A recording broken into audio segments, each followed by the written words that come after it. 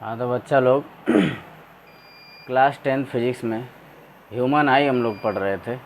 और ह्यूमन आई में पिछले लेक्चर में हम लोगों ने देखा था कि किस तरह से प्रिज्म से हो करके लाइट रे का रिफ्रैक्शन यानी अपवर्तन होता है।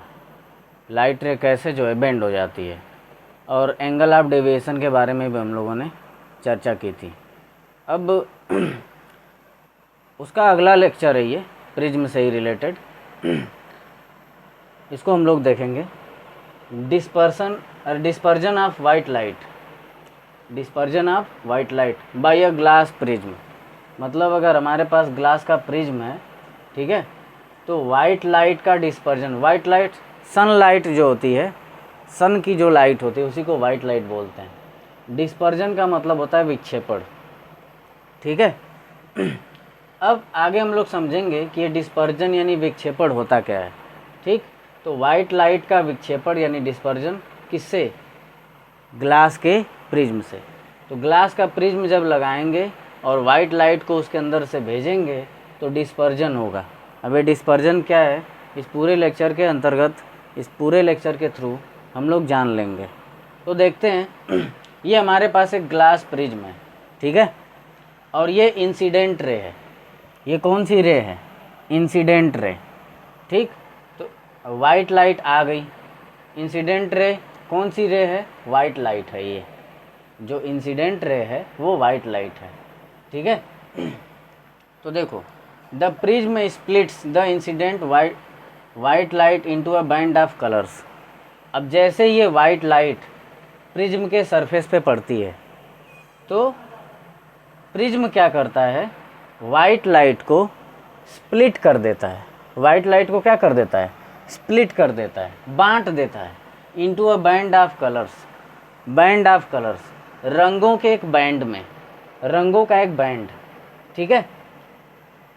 ये रेड हो गया, ये इधर अलग कलर हो गया, इधर अलग कलर हो गया, इधर अलग कलर हो गया, इधर अलग कलर हो गया, इधर अलग कलर हो गया, इधर पे डिफरेंट कलर है, इधर पे डिफरेंट कलर है। तो अलग अलग रंगों में क्या कर देता है? स्प्लिट कर देता है। तो अलग अलग रंगों के बैंड में, बैंड मतलब ग्रुप, रंगों का अलग अलग ग्रुप मिल जाता है। तो ढेर सारे रंग होते हैं तो बैंड ही तो हो गया। ढेर सारे रंग हैं यहाँ पे तो क्या हो गया? बैंड हो गया। तो इस पूरे को हम कहेंगे बैंड। तो क्या हुआ? जो प्रिज्म है उसने वाइट लाइट को बैंड ऑफ कलर्स यानी रंगों के बैंड में क्या कर दिया? बांट दिया। या सिंपल लैंग्वेज में समझो, जो वाइट लाइट है वो प्रिज्म की वजह से कई कलर्स में स्प्लिट हो जाती है, बंट जाती है। The various colour seen are, जो भिन्न भिन्न रंग दिखते हैं हम लोगों को, जो वेरियस कलर्स दिखाई देते हैं वो हैं वायलेट, फिर इंडिगो, फिर ब्लू, ठीक है, फिर ग्रीन है, उसके बाद येलो है, फिर ऑरेंज है, और सबसे लास्ट में कौन है? रेड। तो यही 7 कलर जो है हमको दिखाई देते हैं। तो 7 रंगों का बैंड होता है भाई, 7 रंगों का बैंड है, 7 रंगों का ग्रुप है। बैंड मतलब ग्रुप। तो 7 रंगों का ग्रुप देखने को मिलता है, ठीक है। अब इसको याद कैसे करेंगे? Violet, indigo, blue, green, yellow, orange, red, ऐसे तो याद करना थोड़ा मुश्किल हो जाएगा। तो एक्रोनीम है, शॉर्ट फॉर्म है। क्या शॉर्ट फॉर्म है? विबग्योर। वी से वायलेट, आई से इंडिगो, बी से ब्लू, जी से ग्रीन, वाई से येलो, ओ से ऑरेंज और आर से रेड। वायलेट का मतलब बैंगनी, इंडिगो का मतलब आसमानी, ब्लू का मतलब नीला, ग्रीन का मतलब हरा, येलो का मतलब पीला, ऑरेंज का मतलब नारंगी कलर, और रेड का मतलब लाल। तो ये 7 कलर्स हमको देखने को मिलते हैं। सबसे ऊपर रेड देखने को मिलता है और सबसे नीचे वायलेट देखने को मिलता है। हम लोग ये भी समझेंगे कि सबसे ऊपर रेड क्यों मिलता है और सबसे नीचे वायलेट क्यों मिलता है, ठीक है। तो ये जो एक्रोनिम था विबग्योर, ये हेल्प करेगा रिमेंबर करने में सीक्वेंस ऑफ द कलर्स, जो रंगों का सीक्वेंस है, violet, indigo, blue, green, yellow, orange, red, ठीक है। तो जो रंगों का सीक्वेंस है उसको याद करने में हमारी ये क्या करेगा? मदद करेगा। अब इसके बाद the band of the coloured components of A light beam is called its spectrum. अब जो कलर्ड कंपोनेंट्स हैं, या यूँ कह सकते हैं जो कलर्स हैं उनका बैंड, कलर्स का बैंड क्या कहलाता है? स्पेक्ट्रम कहलाता है, ठीक है। तो लाइट बीम से क्या बना, कलर्ड कंपोनेंट्स बने। लाइट की बीम आई, ठीक, उससे कलर्ड कंपोनेंट्स बने, ये यूँ कह सकते हो 7 कलर्स बने। तो उन कलर्स का जो बैंड है, उन कलर्स का जो ग्रुप है, उस ग्रुप को हम क्या कहते हैं, स्पेक्ट्रम कहते हैं। ठीक है, उन सातों का मिला जुला रूप क्या कहलाता है, स्पेक्ट्रम। सातों का मिला जुला रूप क्या कहलाता है, कलर्स का स्पेक्ट्रम। अब आगे देखो डिस्पर्जन क्या होता है ये समझते हैं। The splitting of light into its components. Splitting of lights, light का स्प्लिट हो जाना, लाइट का क्या हो जाना, स्प्लिट हो जाना। लाइट आई, स्प्लिट हो गई, तो लाइट का स्प्लिट हो जाना इनटू इट्स कंपोनेंट कलर्स, इसके घटक रंगों में, इसके कंपोनेंट कलर्स में। जो लाइट है उसके कंपोनेंट क्या हैं, कलर्स हैं। तो लाइट का इसके कंपोनेंट कलर्स में क्या हो जाना, स्प्लिट हो जाना, इसको हम क्या कहते हैं, डिस्पर्जन, यानी विक्षेपण। ठीक है, तो कैसे कैसे हुआ, पिछले वाले लेक्चर में हमने बताया था कि जब लाइट आती है तो क्योंकि एयर से ग्लास में आई है, भाई प्रिज्म के बाहर एयर है, और जैसे ही प्रिज्म में घुसे ग्लास मिल गया, तो जब एयर से ग्लास में आएंगे तो हवा में पर्याप्त जगह होती है, लेकिन ग्लास में उतनी जगह नहीं होती। हमने बताया था कि पार्टिकल्स पास पास होते हैं। अब जब पार्टिकल्स ठूसे हुए रहेंगे और इधर बाहर क्या है, हवा में पर्याप्त जगह है, यहाँ पार्टिकल ठूसे हुए नहीं है, लेकिन ग्लास में तो पार्टिकल ठूस ठूस के भरे हुए हैं ना, तो लाइट को जगह नहीं मिलती है, और जब लाइट को जगह नहीं मिलती है तो बेचारी बेंड हो जाती है, झुक जाती है। ठीक है, लेकिन प्रिज्म के साथ एक और फिनोमिना होता है, जब लाइट इसके अंदर इंटर करती है तो ये लाइट को 7 कंपोनेंट्स में, यानी 7 रंगों में क्या कर देता है, स्प्लिट कर देता है, बांट देता है। ठीक है, और इस घटना को हम क्या कहते हैं, डिस्पर्जन। तो हम बता रहे थे कि उधर पिछले वाले लेक्चर में रिफ्रैक्शन को हमने देखा था।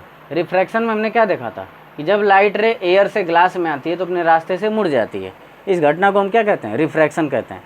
तो रिफ्रैक्शन तो हुआ है, रिफ्रैक्शन हुआ है, लेकिन रिफ्रैक्शन के थ्रू डिस्पर्जन हुआ है। लाइट बेंड तो हुई है, बेंड होने के साथ साथ 7 कलर्स में स्प्लिट भी हो गई है। बेंड होने के साथ साथ 7 रंगों में क्या हो गई है, स्प्लिट हो गई है। तो इस घटना को हम क्या कह रहे हैं, डिस्पर्जन। अब समझते हैं कि सबसे ऊपर रेड क्यों होता है और सबसे नीचे वायलेट क्यों होता है। देखो, जो वायलेट कलर होता है वो पहले ही फैल जाता है। वायलेट कलर पहले ही क्या हो जाता है, फैल जाता है, सबसे ज़्यादा फैलता है ये, यानी इसका रिफ्रैक्शन सबसे ज़्यादा होता है। रिफ्रैक्शन माने ये सबसे ज़्यादा बेंड हो जाता है। ठीक है भाई, अलग अलग कलर्स हैं तो सारे कलर्स का अपना अपना हिसाब होगा। कोई कम बेंड होगा, कोई ज़्यादा बेंड होगा, कोई उससे ज़्यादा बेंड होगा, कोई उससे ज़्यादा बेंड होगा। तो सबका अपना अपना रिफ्रैक्टिव इंडेक्स होता है। रिफ्रैक्टिव इंडेक्स माने अपवर्तनांक। अपवर्तनांक मतलब वो वैल्यू। रिफ्रैक्टिव इंडेक्स ये बताता है कि कोई लाइट रे कितना बेंड हुई है या कोई कलर कितना बेंड हुआ है। ठीक है, रिफ्रैक्टिव इंडेक्स का मतलब ये होता है। तो वायलेट का रिफ्रैक्टिव इंडेक्स सबसे ज़्यादा होता है। भाई सबसे ज़्यादा बेंड हुआ है तो इसका रिफ्रैक्टिव इंडेक्स यानी अपवर्तनांक सबसे ज़्यादा होगा। ठीक, फिर इंडिगो का रिफ्रैक्टिव इंडेक्स इससे थोड़ा कम होता है तो थोड़ा कम बेंड होती है। ठीक है, ब्लू का इससे इंडिगो से कम होता है तो ब्लू से कम बेंड होती है, और ग्रीन का उससे कम होता है, येलो का उससे कम होता है, ऑरेंज का उससे कम होता है, और रेड का सबसे कम होता है। तो रेड का रिफ्रैक्टिव इंडेक्स सबसे कम होता है। ठीक है, अब इसको एक एग्जांपल के थ्रू हम लोग देख सकते हैं।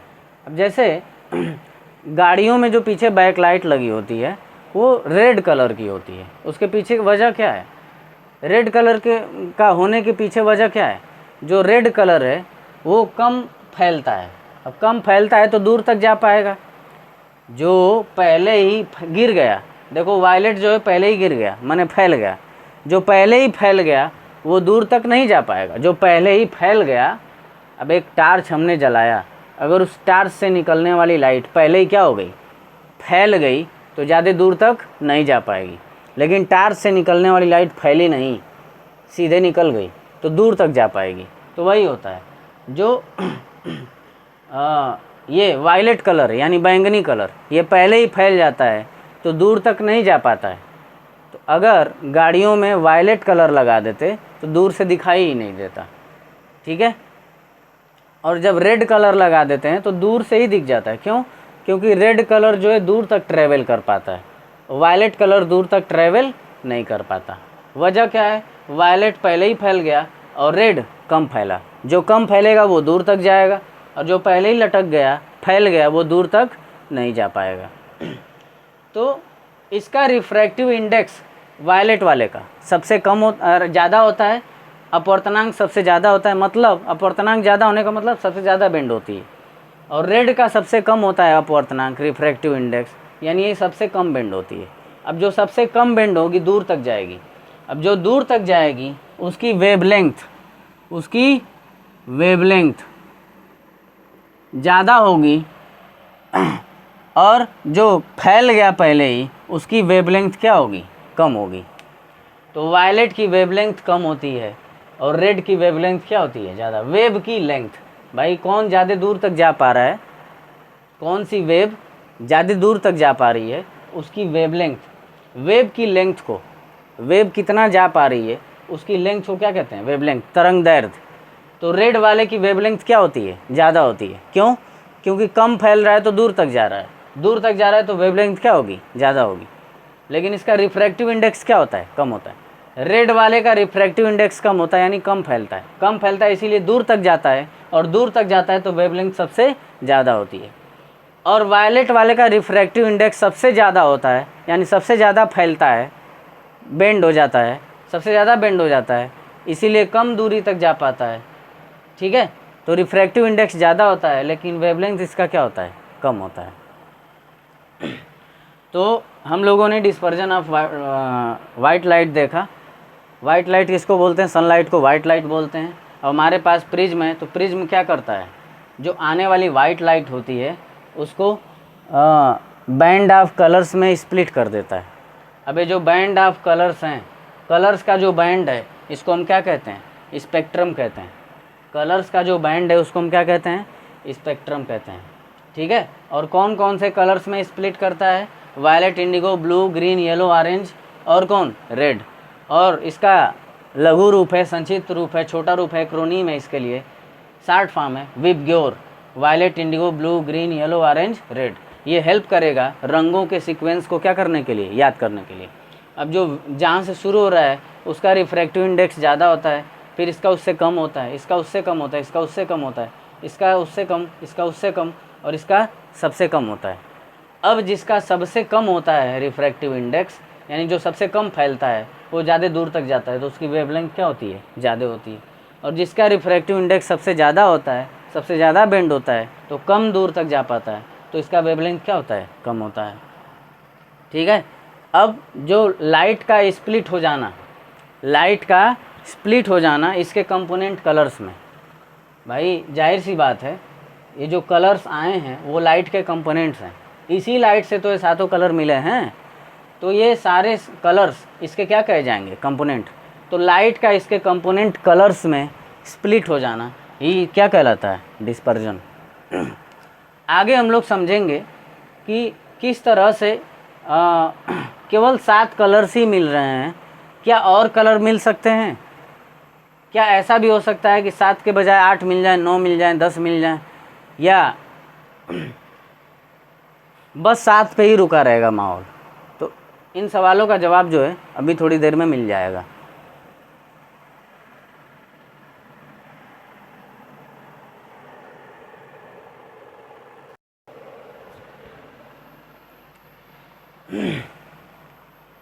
हाँ, तो बच्चा लोग हम लोग देख रहे थे डिस्पर्जन किसका? वाइट लाइट का by a glass prism. White light क्या होती है हमने बताया, डिस्पर्जन क्या होता है हमने बताया, ठीक है। अब हम लोगों को ये जानना था कि जो वाइट लाइट है उससे सिर्फ 7 कलर्स ही मिलेंगे, 7 ही मिलेंगे कि और मिलेंगे, ठीक है। तो इसका जवाब ढूंढने के लिए जो आइज़ैक न्यूटन थे, ठीक, इन्होंने ही ग्लास प्रिज्म का इस्तेमाल किया था। आइज़ैक न्यूटन, तो आइज़ैक न्यूटन ने ही ग्लास प्रिज्म का इस्तेमाल किया था। यही पहले थे ग्लास प्रिज्म का इस्तेमाल करने वाले, ठीक है। To obtain the spectrum of sunlight, तो न्यूटन ने ही वो एक्सपेरिमेंट किया था, प्रिज्म लिया था, वाइट लाइट भेजे थे और 7 कलर्स मिल गए थे, माने स्पेक्ट्रम मिल गया था। हमने बताया ना 7 कलर्स के ग्रुप को, 7 कलर्स के बैंड को क्या कहते हैं, स्पेक्ट्रम। तो जो आइजैक न्यूटन थे उन्होंने ही ग्लास प्रिज्म लिया था पहले, और उन्हीं को सनलाइट से वो स्पेक्ट्रम यानी 7 कलर्स क्या हुए थे, मिले थे। He try to split the colours of the spectrum of white light, ठीक। उन्होंने स्प्लिट करने की कोशिश की कलर्स ऑफ द स्पेक्ट्रम, जो स्पेक्ट्रम के कलर्स थे यानी 7, ठीक है, उनको इन्होंने स्प्लिट करने की कोशिश की, ठीक है, by using another similar prism, ठीक। क्या इस्तेमाल करके, अनदर एक दूसरा वैसा ही प्रिज्म लेकर के। मतलब क्या, पहले एक प्रिज्म लिए थे, उसके बगल में दूसरा प्रिज्म, पहले एक प्रिज्म उसके बगल में दूसरा प्रिज्म, पहला प्रिज्म भी सीधा रखे थे, दूसरा प्रिज्म भी सीधा रखे थे। तो हमको पता है कि जब पहले प्रिज्म में लाइट आएगी तो 7 रंगों में क्या कर देगा, बांट देगा, ठीक। अब वही 7 कलर किस में घुसेंगे, दूसरे प्रिज्म में घुसेंगे, है ना। न्यूटन ने यही सोचा था कि जो पहला प्रिज्म हमारे पास है उसमें वाइट लाइट भेज देते हैं, वो 7 रंगों में स्प्लिट कर देगा, तो स्प्लिट कर दिया। अब वो 7 कलर्स किस में घुसे, दूसरे प्रिज्म में घुसे, है ना। तो इन्होंने सोचा कि अब वो जो 7 कलर्स हैं जब दूसरे प्रिज्म में घुसेंगे तो उन 7 कलर्स में भी शायद और कलर्स मिल जाएं, लेकिन ऐसा हुआ नहीं। He could not get any more colours, उन्हें और कलर्स नहीं मिले, 7 के साथ ही रह गए, है ना। जैसे यहाँ पे पहला प्रिज्म है तो दूसरा भी, अभी तो हमने उल्टा रखा हुआ है ना, उन्होंने सीधा ही रखा था, जैसे ये रखा है वैसे ही वो भी रखा हुआ था। तो जब पहले प्रिज्म से वाइट लाइट आएगी तो 7 कलर्स में डिवाइड कर देगी, स्प्लिट कर देगी। अब वो 7 कलर दूसरे प्रिज्म में घुसेंगे, ध्यान रहे ये सीधा है। अब जब 7 कलर्स दूसरे प्रिज्म में घुसेंगे तो क्या होना चाहिए, उनको लगा कि शायद वो 7 कलर भी स्प्लिट हो जाए, है ना। पहले हमारे पास माने उन न्यूटन के पास पहला प्रिज्म, फिर दूसरा प्रिज्म, ये भी सीधा ये भी सीधा। अब पहले प्रिज्म में लाइट आई, 7 रंगों में बट गई, अब ये 7 कलर दूसरे प्रिज्म में घुसे, तो उन्होंने सोचा कि 7 कलर दूसरे प्रिज्म में घुसे हैं तो शायद बट जाएं, लेकिन उनको 7 के अलावा और कोई कलर नहीं मिला, 7 के साथ ही रह गए। He then placed the second identical prism, तब इन्होंने क्या किया, सीधा रखने पे कुछ नहीं हो रहा, लाओ प्रिज्म उलट दे रहे हैं। सेकेंड आइडेंटिकल प्रिज्म, उन्होंने दूसरा वैसा ही प्रिज्म उठाया, रख दिए इन एन इन्वर्टेड पोजीशन, उलट करके रख दिए। ये सीधा है और ये उल्टा है, ठीक है भाई। एक प्रिज्म सीधा रखे थे, दूसरा भी जब सीधा रखे थे तो 7 ही कलर मिल रहे हैं और कलर हमको नहीं मिल रहे हैं। तो उन्होंने सोचा सीधा करने में कुछ नहीं हो रहा, लाओ दूसरे प्रिज्म को उलट के रख दे रहे हैं, देखते हैं क्या होता है। रख दिया, ठीक है। तो पहले प्रिज्म के मुकाबले जो दूसरा प्रिज्म है वो क्या है, उल्टा है, ठीक है। अब जब उलट करके रख दिए तो क्या हुआ, देखते हैं आगे।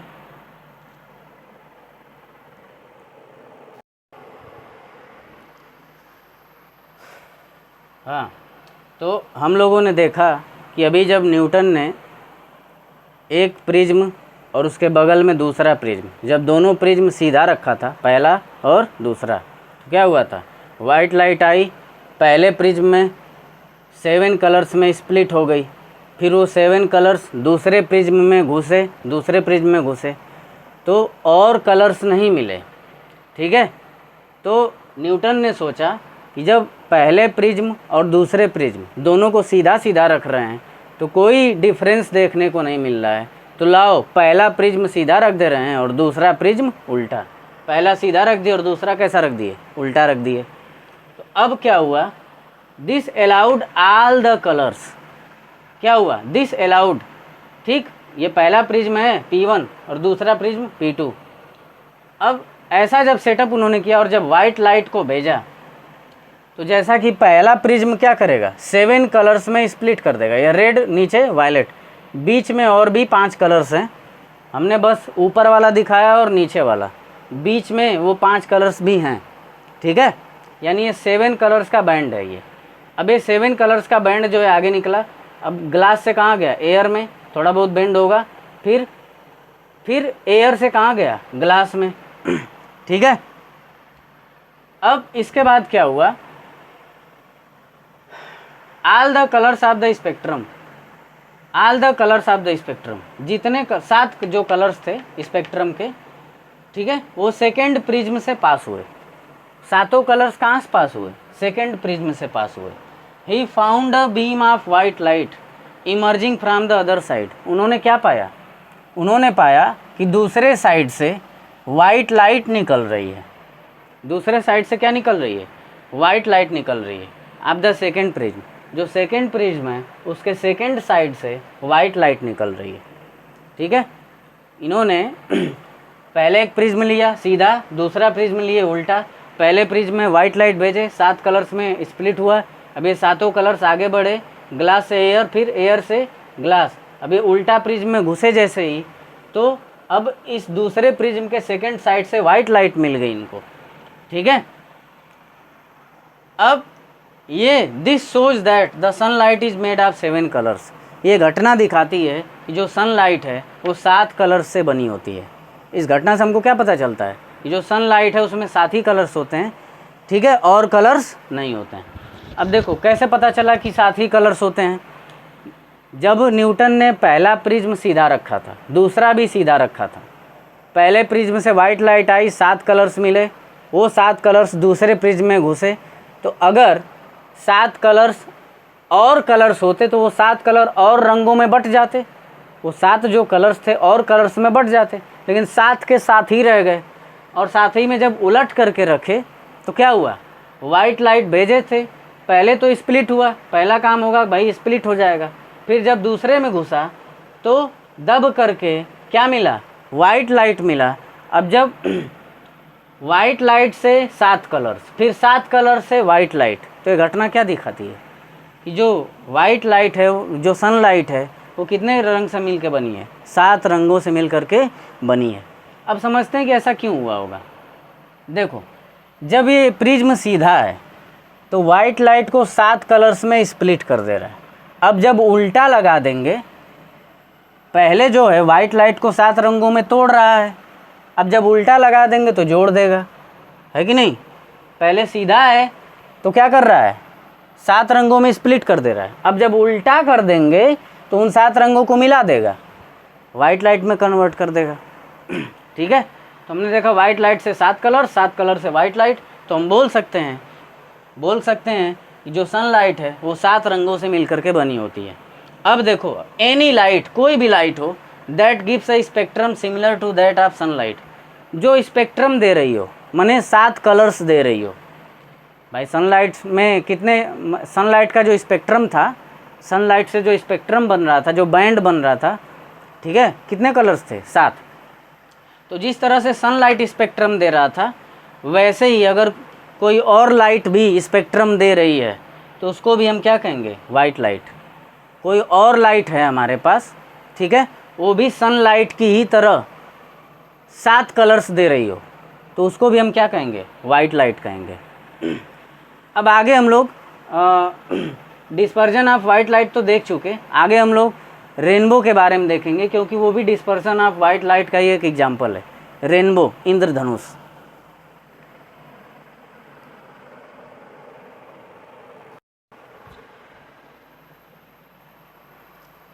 हाँ, तो हम लोग डिस्पर्जन के बारे में बात कर रहे थे, ठीक है।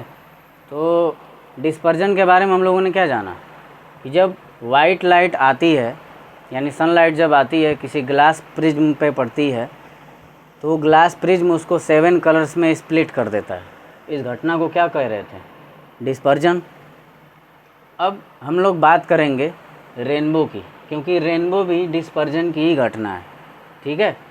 देखो rainbow is a natural spectrum. Natural क्यों बोल रहे हैं भाई, प्राकृतिक रूप से होता है ना, आकाश में होता है, ठीक, इसलिए इसको प्राकृतिक बोलते हैं। हम लोग नहीं कराते हैं इसको। प्रिज्म में तो हम खुद करा रहे थे ना, प्रिज्म ले करके खुद करा रहे थे। हाँ, लाइट भले ही सन से ले रहे थे, लेकिन प्रिज्म अपना था, उससे करा रहे थे। तो जो रेनबो है वो नेचुरल स्पेक्ट्रम है। वो कैसा स्पेक्ट्रम है, रेनबो भी स्पेक्ट्रम है, रेनबो स्पेक्ट्रम कैसे है भाई, रेनबो में भी तो कलर्स दिखते हैं, कलर्स का बैंड दिखता है। तो जब कलर्स का बैंड दिख रहा है तो रेनबो भी क्या हुआ, स्पेक्ट्रम हुआ। नेचुरल स्पेक्ट्रम होता है अपीयरिंग इन द स्काई, जो दिखता है कहाँ, आकाश में। आफ्टर अ रेन शावर, एक रेन शावर के बाद, बारिश की हल्की फुल्की बूंदें पड़ गई, तो इसके बाद यानी बारिश के बाद ये रेनबो हमको दिखाई देता है। हल्की फुल्की बारिश हो गई तो रेनबो हमको दिखाई देगा। अब ये कैसा स्पेक्ट्रम है, नेचुरल। अब कैसे स्पेक्ट्रम इसको बोल रहे हैं, रेनबो में भी कलर्स का बैंड होता है, इसलिए इसको स्पेक्ट्रम बोल रहे हैं। कब दिखता है, जब बूंदाबांदी हो जाती है, हल्की फुल्की बारिश हो जाती है, शावर जब हो जाती है, तो उसके बाद आकाश में दिखता है। It is caused bye dispersion of sunlight. कैसे होता है ये, डिस्पर्जन ऑफ सनलाइट, जो सनलाइट होती है उसका डिस्पर्जन हो जाता है, ठीक है, बाय टाइनी वाटर ड्रॉपलेट्स।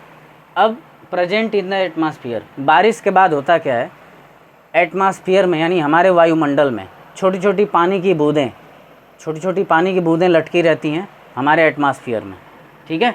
तो जो छोटी छोटी बूंदें हमारे एटमॉस्फेयर में यानी वायुमंडल में लटकी हुई हैं, उन्हीं बूंदों पे सनलाइट पड़ती है। और जब उन्हीं बूंदों पे सनलाइट पड़ती है तो वो बूंदें क्या करती हैं, डिस्पर्जन कर देती हैं। वही बूंदें सनलाइट को 7 रंगों में डिस्पर्ज कर देती हैं, बांट देती हैं, स्प्लिट कर देती हैं, ठीक है ना। तो इसीलिए बोल रहे हैं it is caused bye dispersion of sunlight.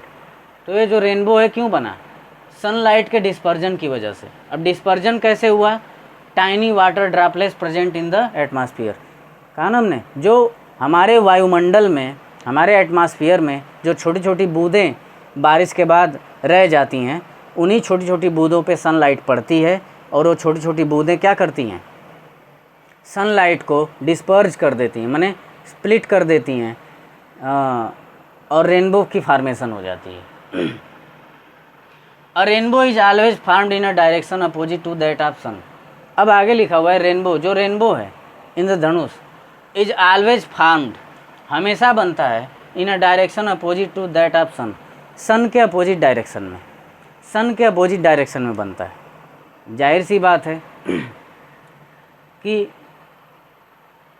यहाँ सन है तो सन के पीछे तो बनेगा नहीं, हाँ, सनलाइट आगे जाएगी ना, तो सनलाइट जिधर जाएगी उसी साइड में बनेगा। तो सन के अपोजिट, अगर इधर सन है तो इसके अपोजिट बनेगा, सन के पीछे नहीं। पीछे क्यों नहीं भाई, सन के पीछे थोड़ी बनेगा, लाइट आगे जा रही है तो आगे ड्रॉपलेट्स पड़ेंगी तो उधर ही बनेगा ना, तो सन के अपोजिट साइड में बनता है। The water droplets act like small prism. अब जो पानी की छोटी छोटी बूंदें होती हैं वो किसकी तरह काम करती हैं, छोटे छोटे प्रिज्म की तरह काम करती हैं। हमने बताया ना कि ये प्रिज्म की तरह कैसे काम करती हैं, ये डिस्पर्ज कर देती हैं, स्प्लिट कर देती हैं सनलाइट को 7 कलर्स में, सनलाइट को 7 कलर्स में क्या कर देती हैं, स्प्लिट कर देती हैं, ठीक है। इसीलिए हम बोल रहे हैं कि जो पानी की छोटी छोटी बूंदें होती हैं वो छोटे प्रिज्म की तरह काम करती हैं। अब आगे और हम रेनबो के बारे में देखेंगे।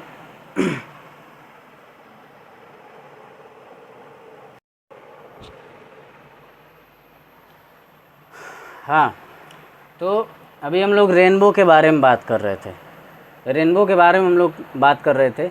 उसमें हम लोगों ने देखा कि एटमॉस्फेयर में बारिश के बाद छोटी छोटी बूंदें थी और उन बूंदों पे सनलाइट पड़ रही थी। अब जैसे ही उन बूंदों पे सनलाइट पड़ रही थी तो बूंदें क्या कर दे रही थी, सनलाइट को स्प्लिट कर दे रही थी स्पेक्ट्रम में, कलर्स में, ठीक है। तो अब जो वाटर ड्रॉपलेट्स थी किसकी तरह काम कर रही थी, प्रिज्म की तरह। अब हम लोग आगे देखेंगे कि कैसे जो है वाटर ड्रॉपलेट्स के थ्रू रेनबो फॉर्म होता है, ठीक। जब वाइट लाइट यानी सनलाइट जब वाटर ड्रॉपलेट के अंदर एंटर करती है, ठीक है, दे रिफ्रैक्ट एंड डिस्पर्स। तो जो वाटर ड्रॉपलेट होती है रिफ्रैक्ट कर देती है, माने रास्ते से भटका देती है। अब जाहिर सी बात है, ये एयर है, ये ग्लास है, एयर है और ये पानी है, तो ये रेयरर है, ये डेंसर है, तो बेंड होगी। जाहिर सी बात है, इधर पर्याप्त जगह, इधर कम जगह है, तो दबना पड़ेगा, तो दब गई, बेंड हो गई, तो रिफ्रैक्ट हो गई। एंड डिस्पर्ज, डिस्पर्ज होने का मतलब क्या, 7 रंगों में बट जाना। हमने 2 ही बनाया, रेड और वायलेट, इसके बीच में और भी कलर्स हैं, ठीक है। रेड और वायलेट के बीच में और भी कलर्स हैं। द इंसिडेंट सनलाइट अब रिफ्रैक्ट कर देती हैं, मतलब ये रास्ते से भटक जाती है। एंड डिस्पर्ज 7 रंगों में बांट देती हैं। एंड देन रिफ्लेक्ट इट, और उसके बाद इसको क्या कर देती हैं, रिफ्लेक्ट कर देती हैं। ये गई और रिफ्लेक्ट होके वापस आई, ऐसे गई और रिफ्लेक्ट होके वापस आई। इंटरनली रिफ्लेक्ट हुई है। अब सवाल ये उठता है कि भाई यहाँ से लाइट आई तो यहाँ से बाहर चली जानी चाहिए, लेकिन इंटरनली रिफ्लेक्ट क्यों हो गई? ऐसा होता है एक पर्टिकुलर एंगल पे, ठीक है, एक पर्टिकुलर एंगल पे अगर ये लाइट रे पड़ें तो बाहर न जा कर के इंटरनली क्या हो जाती हैं, रिफ्लेक्ट हो जाती हैं। बाहर नहीं जाती हैं, रिफ्लेक्ट हो जाती हैं। तो इंटरनली रिफ्लेक्ट हो जाती हैं, ठीक है। ये रेनबो के केस में ऐसा होता है। फाइनली रिफ्रैक्ट इट, और फिर से रिफ्रैक्ट करती हैं। देखो, पहले रिफ्रैक्ट हुआ, डिस्पर्ज हुआ, 7 रंग में बटा, रिफ्रैक्ट हुआ और 7 रंगों में क्या हो गया, बट गया। फिर इंटरनली रिफ्लेक्ट हुआ, उसके बाद फिर से रिफ्रैक्ट हुआ। कहाँ है, वाटर से कहाँ आ रहा है, एयर में, तो फिर से रिफ्रैक्ट हुआ, माने अपने रास्ते से भटक गया। 2 बार रास्ते से भटका, पहली बार घुसते वक्त और दूसरी बार निकलते वक्त। और एक काम हुआ, अंदर रिफ्लेक्ट हुआ। ये 3 घटना घटी। जब ये 3 घटना घटी, when it comes out of the rain drop due to the dispersion of light and internal reflection.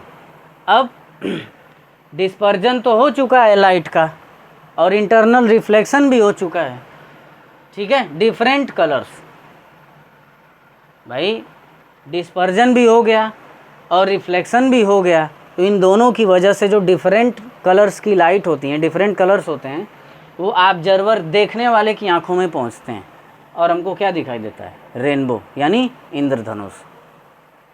क्या हुआ, रिफ्रैक्ट एंड डिस्पर्ज, रिफ्रैक्ट कर देती हैं, रिफ्रैक्ट हुआ माने रास्ते से भटक गई, दब गई, पहले दबी, ठीक, डिस्पर्ज भी हुई, 7 कलर्स में स्प्लिट हो गई। 7 कलर्स में स्प्लिट होने के बाद क्या हुई, इंटरनली रिफ्लेक्ट हुई। इंटरनली रिफ्लेक्ट होने के बाद फिर से रिफ्रैक्ट हुई, माने अपवर्तित हुई, अपने रास्ते से फिर भटक गई। क्यों?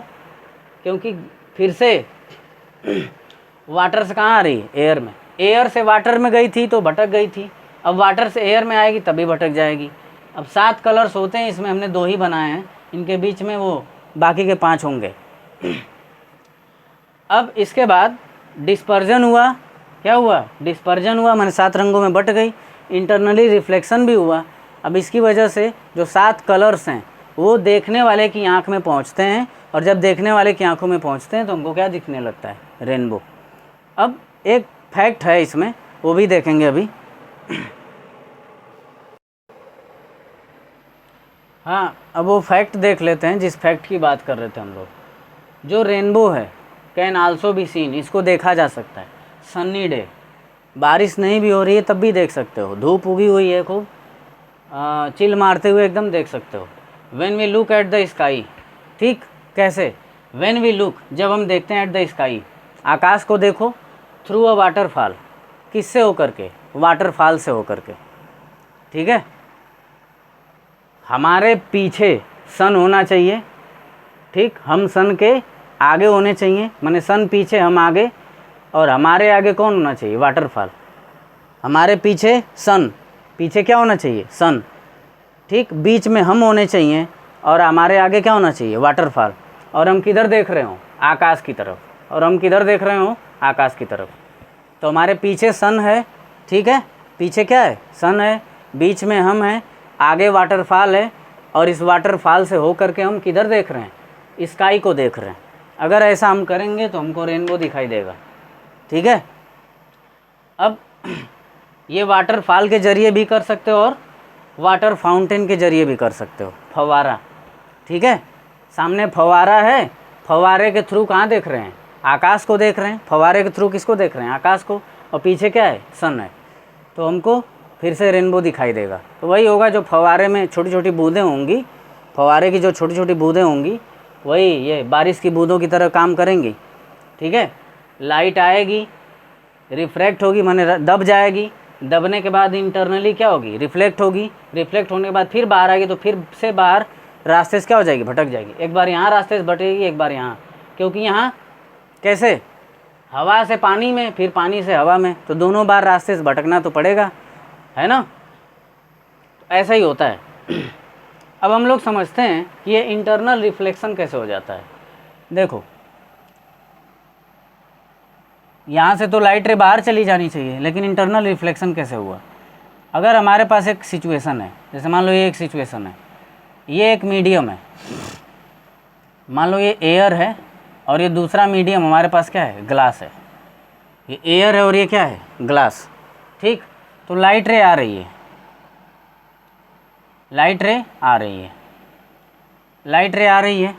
अब क्या होगी, ये भाई ग्लास है, ये रेयरर है, ये डेंसर है, तो नॉर्मल की तरफ क्या हो जाएगी, झुक जाएगी। क्यों झुकी ये लाइट रे, क्यों झुक गई, लाइट रे इसलिए झुक गई क्योंकि हवा के पार्टिकल्स दूर दूर होते हैं और ग्लास के पार्टिकल्स पास पास होते हैं। जगह कम है तो भाई एक कमरे में अगर कुछ लड़के हैं, ठीक, कुछ ही हैं, तो कोई आएगा तो आराम से पाँव पसार के बैठ जाएगा। लेकिन अगर कमरा पूरा भरा हुआ है तो जो भी नया लड़का आएगा उसको दबना पड़ेगा, एडजस्ट करना पड़ेगा। तो वैसे ही हाल लाइट का होता है। ग्लास के पार्टिकल्स इतने पास पास होते हैं कि इसको जगह नहीं मिलती, तो क्या करता है, दब जाता है। तो इसीलिए रेयरर से डेंसर जाते वक्त लाइट क्या हो जाती है, दब जाती है। अब अगर ये एंगल हम क्या करें, थोड़ा सा इधर करें तो ये थोड़ा सा उधर होगी, इसको थोड़ा इधर करेंगे तो ये थोड़ा उधर होगी, इसको थोड़ा इधर करें तो ये थोड़ा उधर होगी, इसको थोड़ा इधर करें तो ये थोड़ा उधर होगी, है ना। ऐसे करते करते एक सिचुएशन ऐसी होगी कि जो लाइट रे इधर से आ रही है वो ऐसे उधर ही रिफ्लेक्ट हो जाएगी, वापस चली जाएगी, इस वाले मीडियम में आएगी ही नहीं। क्यों ऐसा हो रहा है, जैसे जैसे ये एंगल हम बढ़ाते जा रहे हैं, ये वाला ये भी तो उठता जा रहा है, इसको दबाते जा रहे हैं ये उठता जा रहा है, इसको दबाते जा रहे हैं ये उठता जा रहा है। तो ऐसा कंडीशन आएगा, इतना दबा देंगे इसको, ये उठ करके उसी मीडियम में वापस चला जाएगा। तो क्या हुआ, यहाँ पे जैसे आया वैसे ही चला गया, है ना। जिस मीडियम से आया था उसी मीडियम में वापस चला गया। तो वही यहाँ भी हुआ। रेनबो के केस में जो लाइट अंदर ड्रॉपलेट के घुसती है वो इंटरनली रिफ्लेक्ट कर जाती है, ठीक है, बाहर नहीं निकलती है। जैसे यहाँ से लाइट बाहर निकली है ना, लेकिन जैसे ही दबाते गए तो बाहर ना निकल के उधर ही क्या हो गई, वापस चली गई, रिफ्लेक्ट हो गई, परावर्तित हो गई। तो वही यहाँ भी हुआ। ऐसी एंगल पे ये पड़ती ही है कि ये रिफ्लेक्ट हो जाती है, बाहर नहीं जाती है। आई होप सभी को सारी चीज़ें क्लियर हो गई होंगी। इस लेक्चर में हम लोगों ने डिस्पर्जन के बारे में और उसके एक बढ़िया से फिनोमिना रेनबो के बारे में हम लोगों ने देखा, ठीक है। हमने स्पेक्ट्रम देखा, हमने वेवलेंथ देखा, हम लोगों ने रिफ्रैक्टिव इंडेक्स देखा, अपवर्तनांक, वेवलेंथ यानी तरंगदैर्ध्य, ठीक है। तो सारी घटनाओं को हम लोगों ने देखा डिस्पर्जन के थ्रू। और फाइनली जो है डिस्पर्जन को एक बार और सुन लो, क्या होती है इसकी डिफिनीसन। जब वाइट लाइट होती है, ठीक है, वो किसी प्रिज्म पे पड़ती है या किसी वाटर की ड्रॉपलेट पे पड़ती है, ठीक है ना। तो वाटर की ड्रॉपलेट या प्रिज्म उसको 7 कलर्स में, 7 कलर्स के बैंड में, यानी 7 कलर्स के बैंड में यानी स्पेक्ट्रम में कन्वर्ट कर देते हैं, स्प्लिट कर देते हैं। इस घटना को हम क्या कहते हैं, dispersion. Splitting of white light into 7 colours, 7 colours में स्प्लिट हो जाना, यही क्या कहलाता है, डिस्पर्जन, ठीक है। वैसे दिक्कत होगी तो रिवर्स करके सारी चीज़ों को आप लोग एक बार फिर से देख सकते हैं, ठीक है। इसके आगे हम लोग और चीज़ों को देखेंगे, आगे और लेक्चर्स आते रहेंगे, देखते रहें।